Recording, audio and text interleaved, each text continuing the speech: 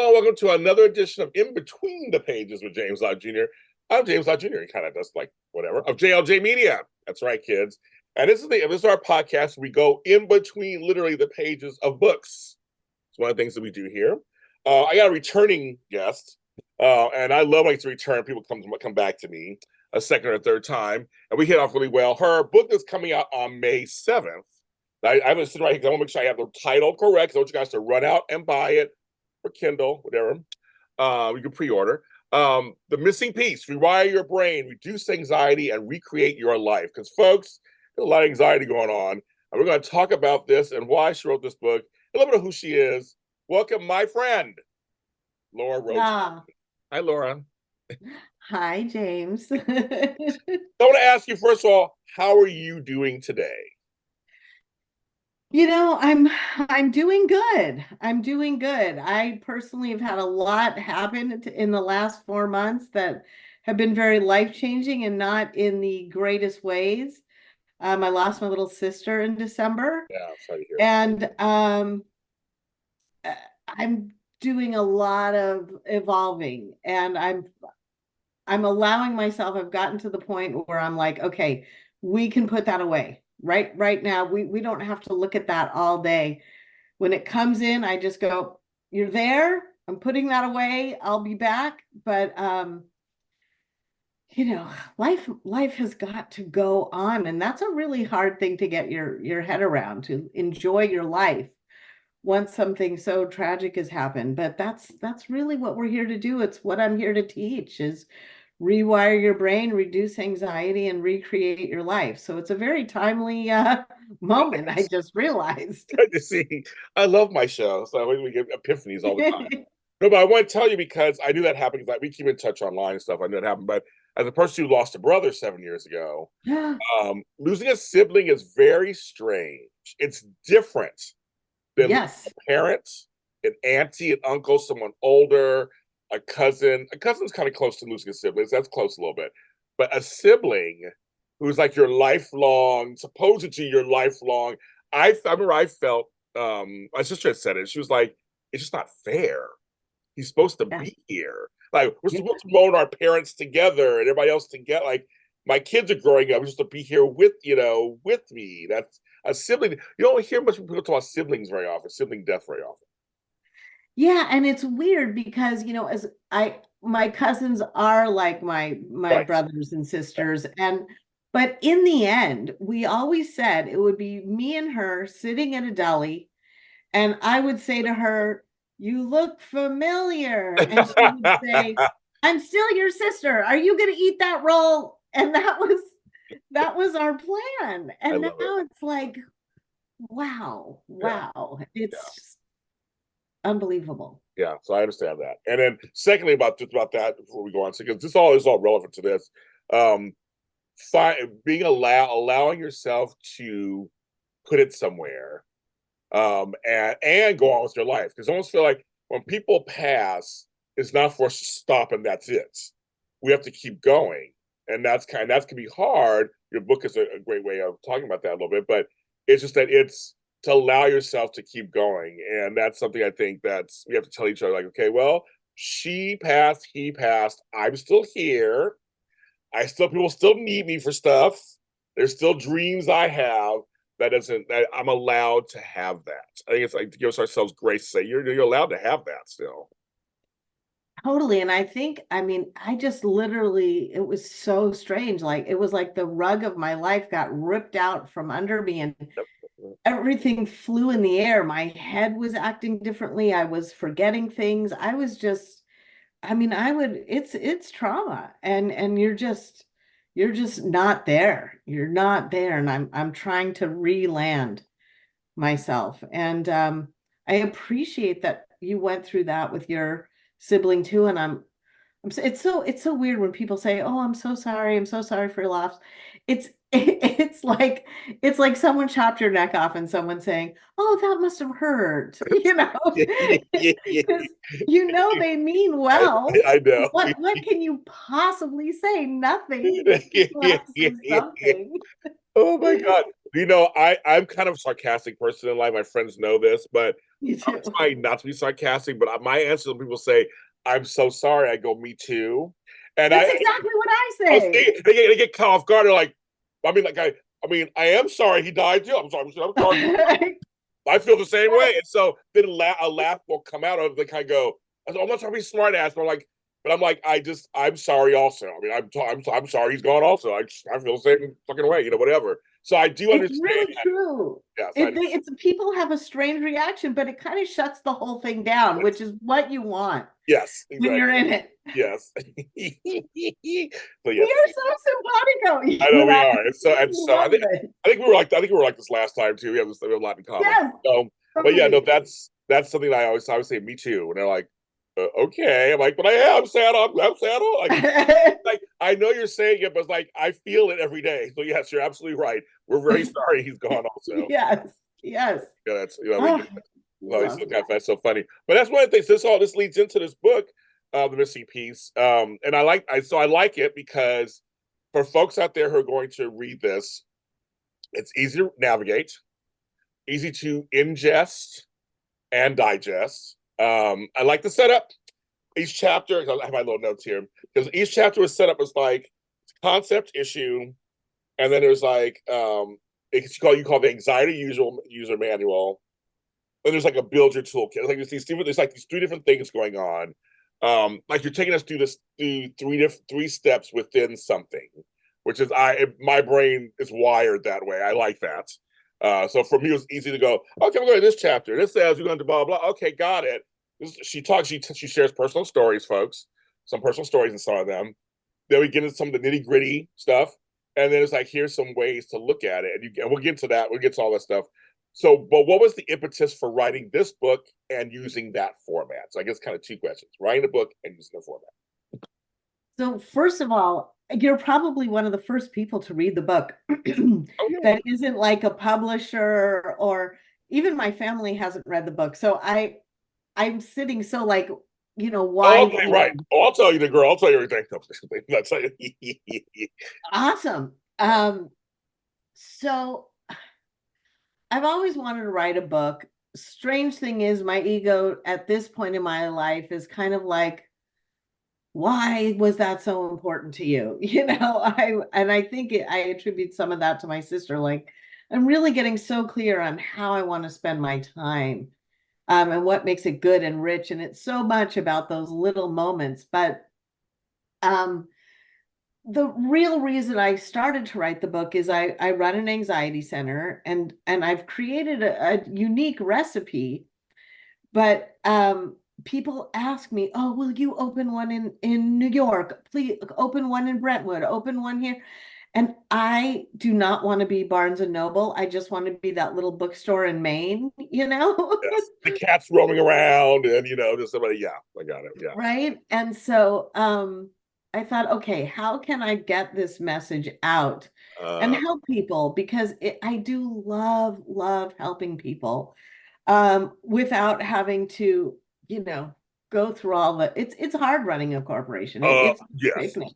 yes. So I wrote the book, and then the reason I picked this particular format is I find there's a lot of experts out there that, look at it through a therapeutic lens. They talk about their clients. And as someone who's been sober for 17 and a half years, what really worked for me as an alcoholic was talking with someone else who gets it. One alcoholic talking to another makes you feel not crazy, makes you feel like there's hope, there's answers.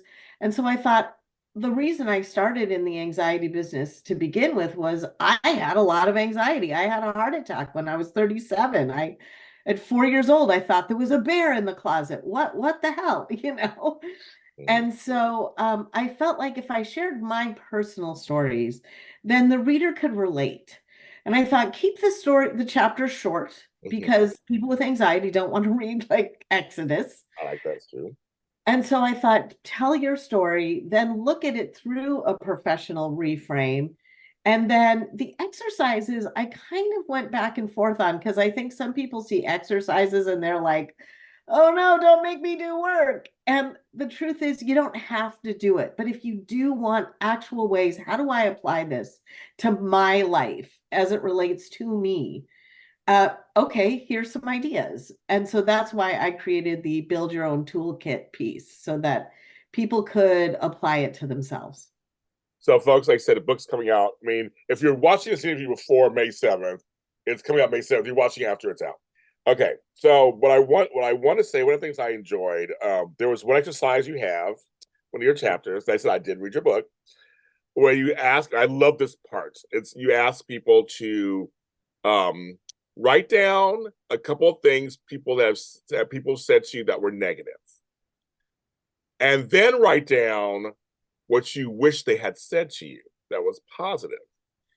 Um, and I was like, I love that exercise because people do say things to you that stick with you for a long, long time, whether you know it or not. But I love the whole thing about it. And a lot of experts may go, because I've done a lot of these shows, and I'm a coach right now. But you're right. They stop at the clinical part of it's kind of like write down all the bad words someone's ever said to you, and then say goodbye to them or whatever. That's great. That's fine. That's a choice. But I was like, I like the reframing of what would you like them to say to you in this instance? You're like, that kind of makes you look at yourself and go, I need to say something nice about me. Like I want to reframe it to something that's positive about me, and we don't do enough of that to ourselves. So that's one exercise in your book that I stood out to me that I really enjoyed. I'm so glad. I'm so glad. I really enjoyed. Um, because one of the themes, it happens in several of your chapters, where you mention quote unquote wounded child, invisible children. What's so funny is I've interviewed superstars of television and screen and music all the way down to the regular person. And several of the older ones, I give you some examples like the late Ed Asner, nine-time Mm. winner, Lou Grant, all that. I loved him. I interviewed him over the years so many times, became friends. Tony Basil, the singer, dancer, choreographer. Other that told me why they still do what they do in their 70s, 80s, and 90s is because they remember the child in them. So Right. they took the child part of them that was positive and kept it going. Looking at your book and what I know personally from myself and others, a lot of us carry the bad parts of that child or what's been done to us and carry that all the way to our 70s, 80s, and 90s and wonder what the F is going on. Right. And I love that in several chapters, you focus kind of on that, especially like I'm looking over here, like chapter 4, learning to accept abandonment, which is a big one. Hmm. And so so talk about that a little about the another one you have another one called Please Meet Your Needs, Invisible Children, things like that. So let's talk about that. That's something you brought up several times when it comes to anxiety and trauma and all that stuff. Yeah. Those negative messages that we get inform us of who we are. We're children. And now the wounded child, as you said, can happen at any point. If someone sues you, at when you're 40, then if something legal comes up when you're 50, that's not anything scary, that wounded child from 40 may react. So it's not an age related thing. But when your parents who, you can say they're doing your best, I really try to reframe all the stuff that happened, looking at my parents were operating as wounded children. But when I say learning to expect abandonment, if you feel neglect or abandonment as you are forming your ideas of who you are, you actually unintentionally seek that out in other relationships. That's what love means to you. And I really think this is way more scientific, and I really try and make a point of merging spirituality and science because it's all about energy. And if someone doesn't pick you up from school and you're standing there in the dark and the crickets are chirping, there's a message imprinting on you saying you don't matter. And that's not true, even for the parent who forgot you. Right, um, right. That's not true, but now that's what you expect from your relationships moving forward. And if you get anything even more than that, you're like, oh my God, that's so great. You were only 2 hours late to pick me up. So I love you. Instead of reprogramming yourself, re-examining what changes your frequency, all that negative messaging that has been part of your psyche. It's time to let it go and reprogram yourself. Become that parent, become the positive message that you wish you had gotten. Do that for yourself. And your whole life changes. Your whole life changes because we get very married to our stories. But once we let go of the story, we're writers of our own amazing future when we realize we deserve it. That you just said something very powerful, and I think people need to understand we are married to our stories. And I think that's something, sometimes you can't help it. Sometimes something traumatic really happens, and no one would blame you knowing it's traumatic. But even with that, you still have to let that, you have to let certain things in their place, and not live solely off of them. And your book talks Right. about that too. And that's funny you say that, is that it's that we are married to our story, because that's, your book's all about letting go of that story that really isn't serving you, isn't it? Right. Right. It's not, or you wouldn't be picking up a book about anxiety. Yes, yes. But I mean, but that's serious though. Like people, I think, talk about anxiety a little bit, because your book is all about that. So it's like, I mean, anxiety looks different ways, right? So some folks are like, well, I'm not, I'm not having anxiety attacks, or I'm not, I'm not running the streets naked. I'm not, I'm not doing stuff like that. But yeah, but anxiety is like really a lot of different, it manifests. Please talk about that in many ways. Sure. So, as I say, anxiety is not what's wrong with us. It is what's right with us. It is a built-in fight flight response that we're supposed to have when danger is detected. That's what the original purpose of anxiety is. If something happens, remember it and be aware so that that never happens to you again. But the more and more trauma you have, your sensitivity levels go up and up and up. And so you start getting emotionally hijacked by this overwhelmed limbic system, this amygdala, the emotion center of your brain. And the example I always use is if you met a lion for the first time, you thought it was a cute fuzzy face and it ate your friend, then the next time you hear a rustle in the bush, you run. And it could be a bunny. It could be the wind. But we're so and today especially, my God, you take all the political climate. You take the pandemic, which told us if you leave your house, you will die.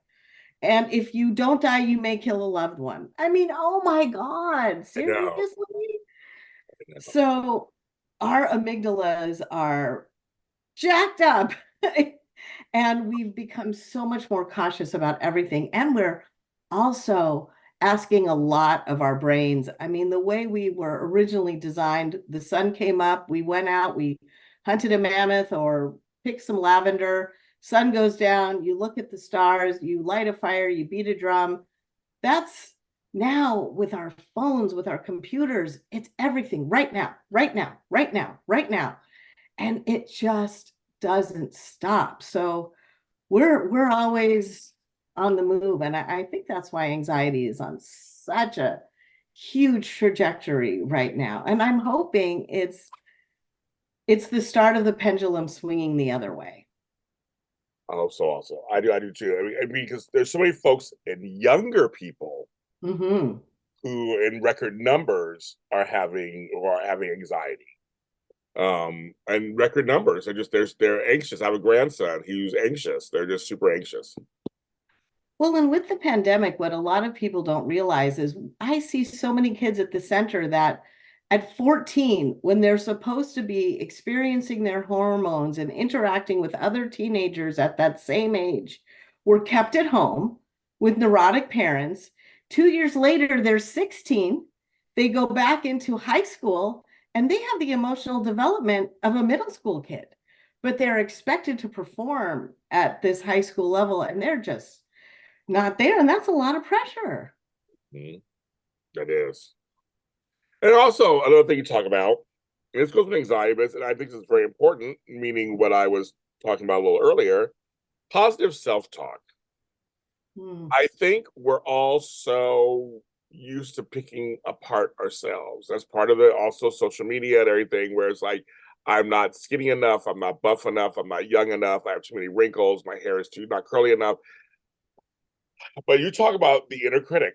That's literally one of your titles. And that was my favorite title, one of your favorite chapters, because I really was like, that's something that we even do subconsciously sometimes. Even though most of us who are even aware of what that is, on occasion I'll catch myself saying something about myself.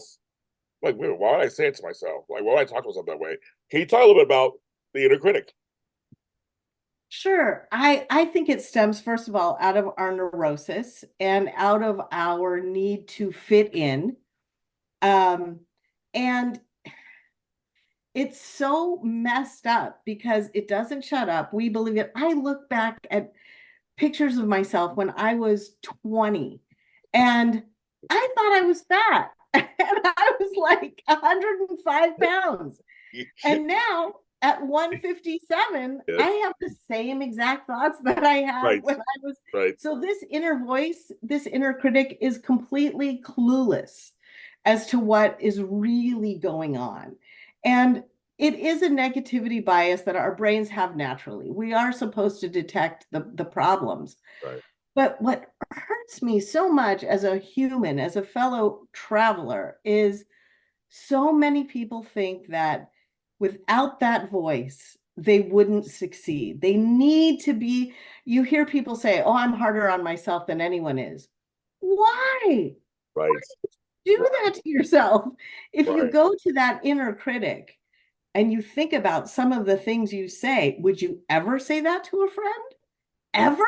right. If a little child was struggling with, homework, would you say to that kid, well, you're an idiot and you're probably never going to get it. So just stop now. And no, I mean, I certainly hope that would not be your answer. You would say, oh gosh, you're so close. Keep going. Don't give up. You can do this. I believe in you. And that kid would. And so I really think it's so important to not only for just how you feel inside, but I'm a big believer in frequency. The and I'm sure you'll get to it, but the last part of the book is recreate your life. And if you are on a radio station where you're listening to just blah, blah, that just mean things all the time, you're not going to break out into an aria and sing and fly and, you've got to change that station. And quantum physics tells you that like frequencies attract each other. And so when you're being really hard and negative on yourself, you're going to draw people and experiences into your life that are critical of you. When you start to reprogram with positive thinking, lo and behold, positive thinkers start vibrating toward you. You really are changing your radio station. So the inner critic, if it's helpfully constructive, sure, but most of the time it's just plain mean. Yeah. I mean, and like mean, like it really is mean. And Yeah. one of the things, like I said, towards the end of the book, of course, one of the other chapters is true peace is learning what to ignore. Mm.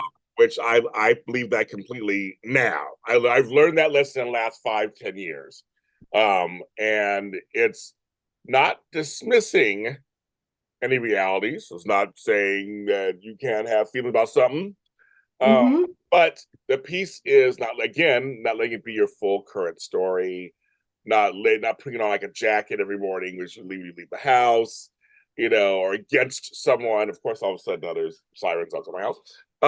It's crazy. I love it. But I like that chapter. So when we say you say look for the beauty, it's the title of the chapter.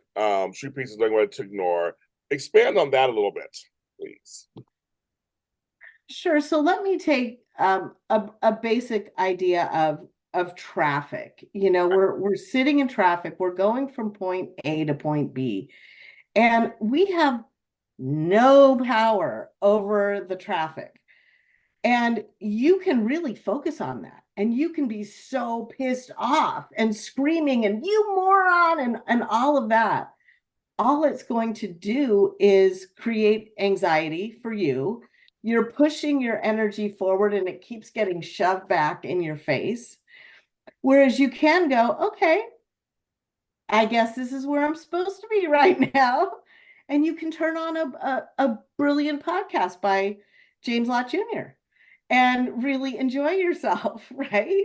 Or you can look at, you're sitting in a quote unquote parking lot. Look at some trees. Look at a bird flying by. You have the ability to focus on what you want. And this is true a lot in family situations. Thanksgiving, I say sometimes it's just the cranberry sauce that everyone else is going at each other and it's icky and uncomfortable, and you just go, wow, that's a really pretty color of cranberry. And I like the way it's in the, and if that's what you're focusing on, you're going to enjoy that moment because that's all we have. It's all we have is just a series of moments. So pick what you want to experience in that moment because it's not about the big things. I think it's all about the little things like, oh, this toothpaste is so fresh. If Yes. you keep that going, you're going to have a good day. You're going to have a good life when it's all said and done. I had a teacher tell me once, because we live in Los Angeles, and you just said traffic. Right? That's a word it's synonymous with Los Angeles. Um, but she said once, well, you remember while you're in traffic, you are part of the traffic. Mm-hmm. It's funny she said that, Wow. and I was like, Wow. ding, ding, ding, ding. Where's my? I don't have my bell with me. Where's my bell? I don't know where it is. I was like, ding, ding, ding, ding, like bell went off on me, and I was like, oh my goodness. Another guy I did a show. I was like, I like that. isn't that great? You're part of traffic. Another show. My friend is Joe Hernandez Kolsky. I can actually remember his name. He did a show, and he was talking about one time. Here's in traffic here in LA. And a homeless guy decides to walk across the middle of the street when the light turned green for them. Everybody's honking and he's taking his time, just whatever. And he said for him, as the driver, who would normally be upset and honking that horn too and cussing this guy out, it clicked for him. He goes, oh my goodness, this guy just wants to be seen. Oh, wow. I'm like, I sat there like, oh, like, did he just drop the mic? And that's the end of my show today. Thank you for watching. Wow. He goes, Seriously. he goes, because all the anxiety, this just goes for us, our talking was, I gotta go, I got things to do, I got things to do. He goes, imagine this guy is homeless. We don't know his story. And he just chooses to walk across the street at the wrong time. And he's taking his time. On some level, he probably feels invisible. And it's Right. Yes, like, I'm here too. yep, I'm here too. I thought it was very Wow. profound. That changed my life. Those two things changed my life. So you talking about that right now, the traffic. So now when I'm in traffic, I do look around. And I'm like, what part of LA am I in? Oh, it's kind of cool. Look at that store over there. Look at that. They're always, I mean, plus in LA, there's lots of construction. What are they building over here? What's happening over there? So it's like, I have started doing what you're doing because I think that was one of those things like, but because I am part of the traffic. I mean, it's nothing, I mean, what are you going to do? Everybody has Right. 10,000 cars in Los Angeles. Every household has 4 or 5 cars per household. Especially in my neighborhood. I'm down here in England. Everybody has cars. They're moving cars around the driveways, and granddaughter lives with uncle, and it's like, so what are you going to do? But there's no alternative. You can't burrow through the cars to get ahead of anybody, So it's kind of, Right? you have to kind of sit there and go, okay, I'm here and make the most. And it said nowadays, of course, podcasts are great. Music is great, or nothing, Laura. Sitting there in your thoughts sometimes is okay too. You're frozen for me. Oh, there you go. You're frozen for a second too. Okay, are we back? Are you there? I heard you say, yeah, there we are. There we are. I was just Oh saying. no, and now Am I here? Can you see me? All right. I can see you. Okay. Do you hear me? Okay. I hear you. See you.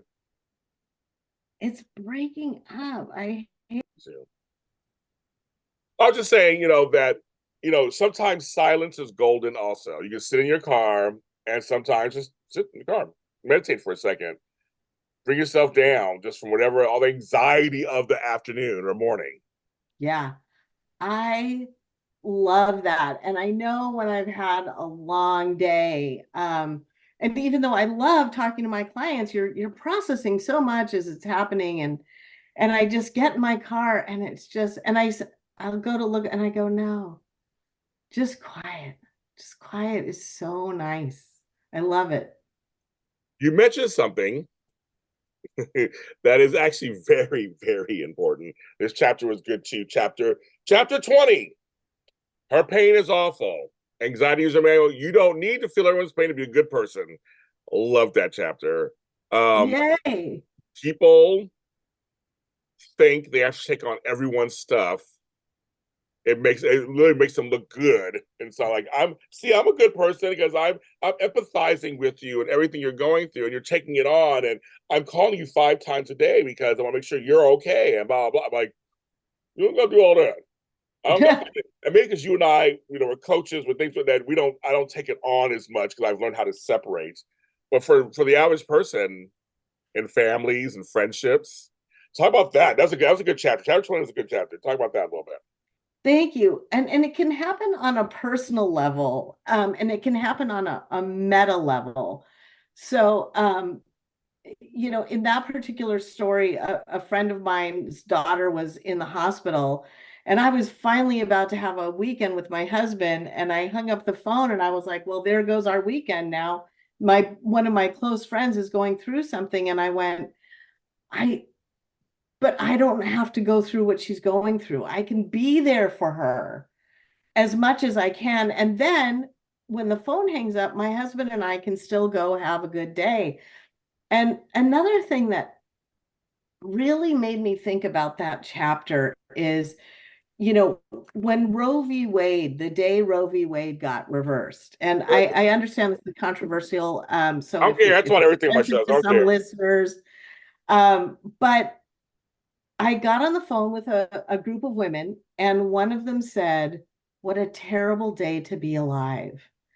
And I thought, oh my God, it's not. There's so much beauty that is still happening in this world. If it's upsetting to you, which I understand it was upsetting for me, but you can do things about it. You can take an action, but now holding all of this pain, how is that helping the world? How is that making anything toward the movement except for creating hate, division, fear, pain within yourself? And there was a great TED talk once that I heard, like, take the other side to lunch. Because most people, when you actually get them in a room and you talk to them, you like them. We're bombarded with very extreme points of view through the media and a lot of hate. And we really feel like if we don't feel this, we're bad people. We're not. I felt that way if I wasn't totally savvy on this, and that. And now I'm like, you know what? I have to be the person I am. I have to help as many people as I can in whatever my purpose is. And I hope everyone else is doing the same thing. And we don't have to run around carrying other people's pain. There's enough pain that, like losing a sibling, that there's no way you can change the way you feel inside about that. That hits you like a concussion. And we have enough of that in life, of true felt sadness, but we don't have to carry everyone else's pain to be a good person. In fact, it makes us less of a friend.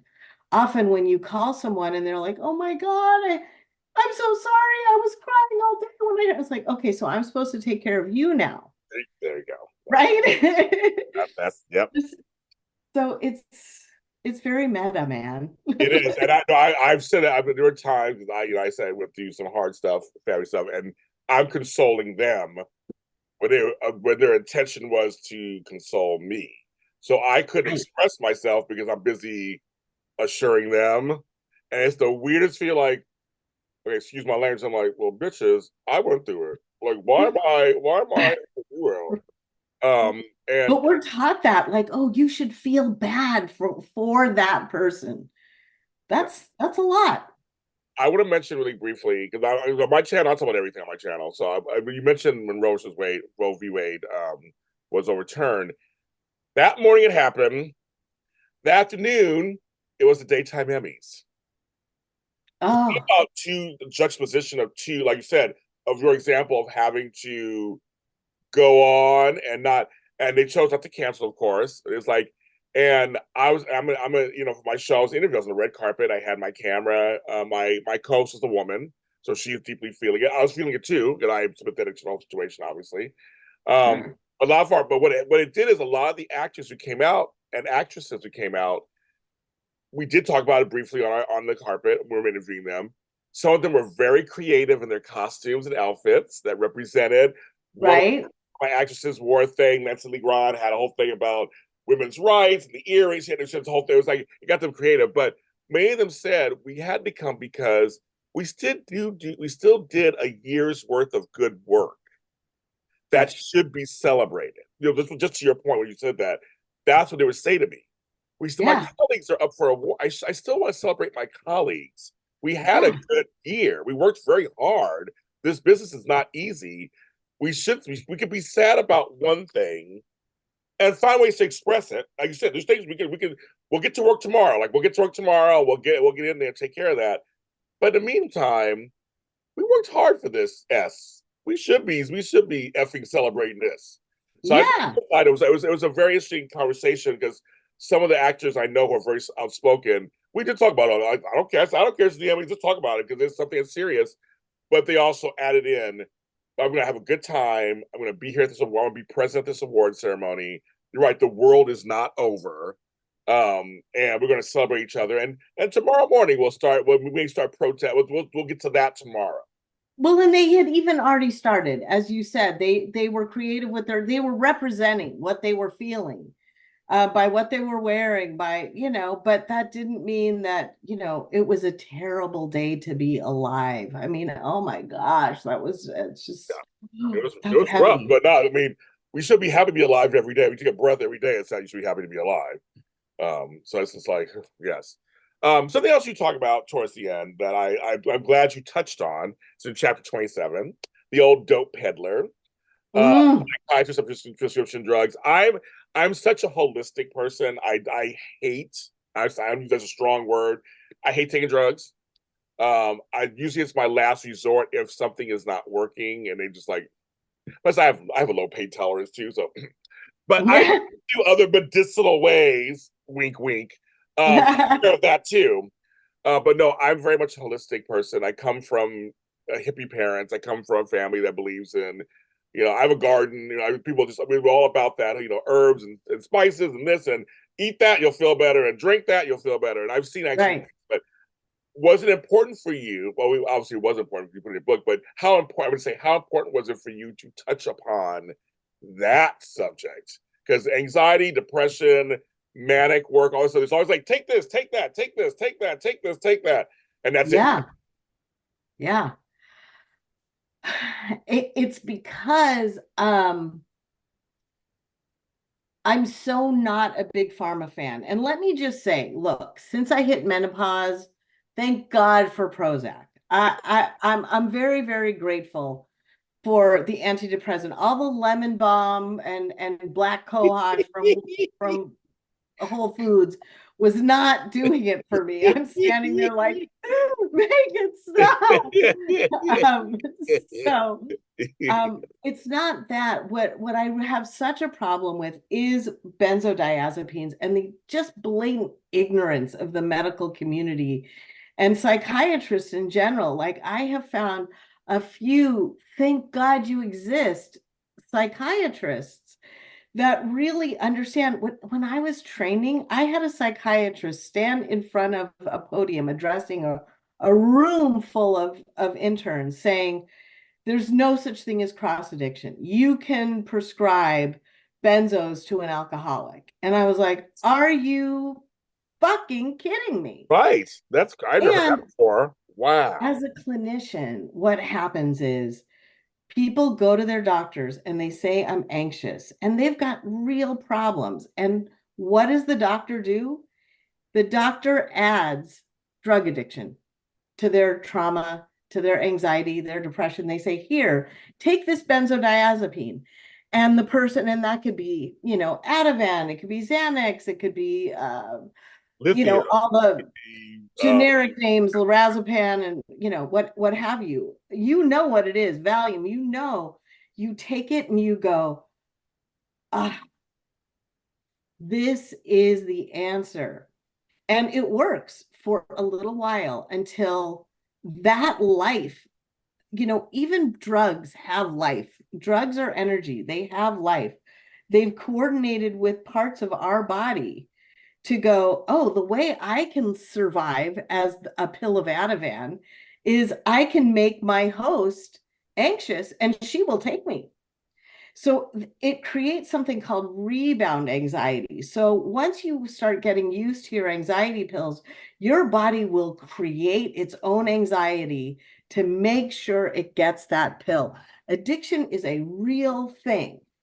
And I think one of the definitions I use in the book, but I is it's sort of like there's a fire, and so you just pull the fire alarm out. Yeah, oh, I'm your body is anxious. If you're really feeling all this stuff, your body is screaming at you, help me. There's something going on here. There's some aspect of my life that I am not comfortable with, whether it's my marriage, whether it's my career, whether it's uh, you know, anything, my children, there's something that your body's trying to tell you. So rather than just disappear it and then become drug dependent, face it, go in, get help. It isn't just about talking. My center is designed. And I say this all the time, if your dog's stressed out, you're not like, what triggered you, Fluffy? Your dog doesn't want to talk about why the fireworks are scaring it. It needs to be calmed down. And we're not taught how to soothe ourselves. We've heard music calms the savage beast, right? But we need to use our senses to come back down, relax, and then think about what brought me to this place. And psychiatrists and doctors just want to fix what you're feeling right there in that moment. And those quick fixes never, ever work. And they start messing with your sleep, and the list goes on and on. they do. They do. I touch you forever, but the point is this book is good. That's the point. But I want you to tell people as we close out, why should people get this book, in your opinion? In my opinion, if you need someone who can relate what you're going through, and you just have this inner knowing, there's got to be more to life than this.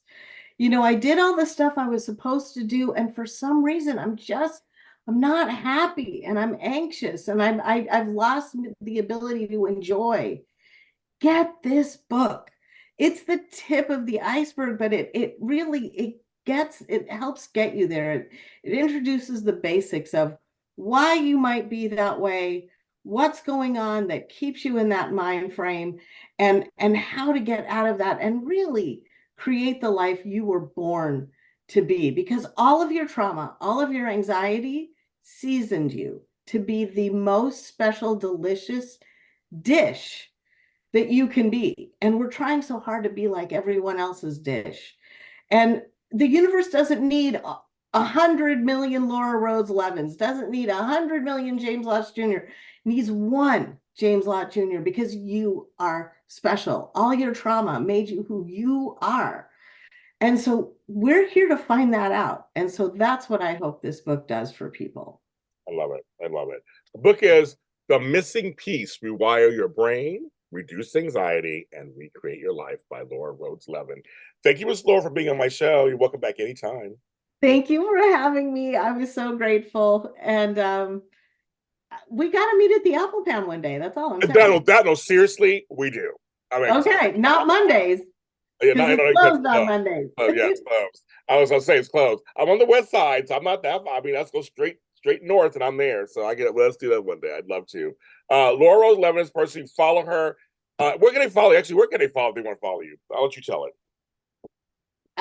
So the I don't even. This is so bad, but I Are don't you even Laura? know Because you're on. my Because I Instagram mean, is.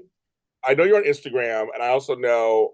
Do you have a LauraRhodesLevin.com or anything? Do you have anything like that, or the healing? Go to find most of my stuff. You can go to missingpeaceforanxiety.com. So that's missing, MISSING, PEACE, like peace of mind, and then just the number four, just four anxiety.com.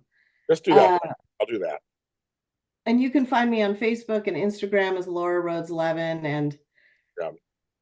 I'm grateful to help. I really hope I'm here to help. Yes, and I'll put that in there. And I'm here to help too, of course. I'm also a certified life coach in 5 areas. If you want to check my stuff out, alottahelp.com, 2 T's for lots. Of course, I use my name and all kinds of stuff. Check that out too. Because you should go out there. Mental health is very important. I mean, it really is. And we should be focusing on that these days because there are a lot of folks out there who aren't. We want to help. We want to get everybody in good shape so they can live their fullest and best lives. Yeah, and Right, exactly right. it makes your physical life much better too. It does. And Thank you, Dave. I'm James Lott Jr. So check us out at In Between Pages on Facebook. We're also on all the audio streaming service programs. I think Google stopped doing podcasts now, but wherever else, Amazon, Apple, Yeah. iHeartRadio, we're on Spotify, Deezer, we're everywhere. Plus the YouTube channel, which has just turned 12 years old, is YouTube at JLJ Media. Yes, I've been here a while. Everyone, have a great week, and we'll talk next time. You too. Mwah.